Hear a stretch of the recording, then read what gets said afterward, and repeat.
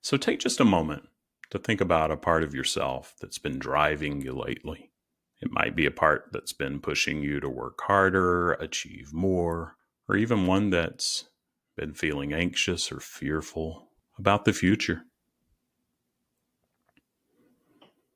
How often have you paused to really feel what that part's experiencing, to sit with it without trying to change it, just to listen?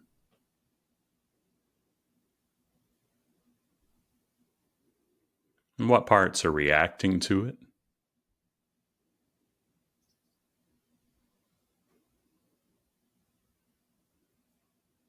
And then maybe ask another question. And I encourage you to re-listen to this, or maybe pause if you're not driving or can, or make note to listen again later and take some time to journal.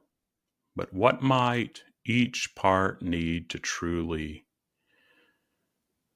feel heard and understood? Often our parts are just looking for acknowledgement. They don't necessarily want us to fix the situation right away. They know that may not be possible. Instead, they need to know that we're paying attention to them. We're not going to forget about them or the situation. Just like in any relationship, listening builds trust.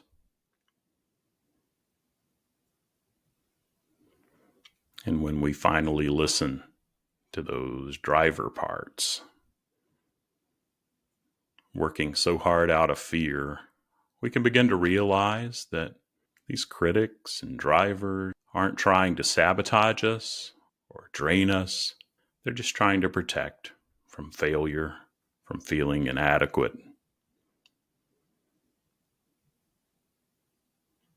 But if we don't first offer empathy, those parts aren't going to trust us. And we're not going to see that they're doing the best that they can. And we can't remind them that things are different now. Things may have changed. And when we can do that, we're not just reacting to the demands of those taskmasters and critics.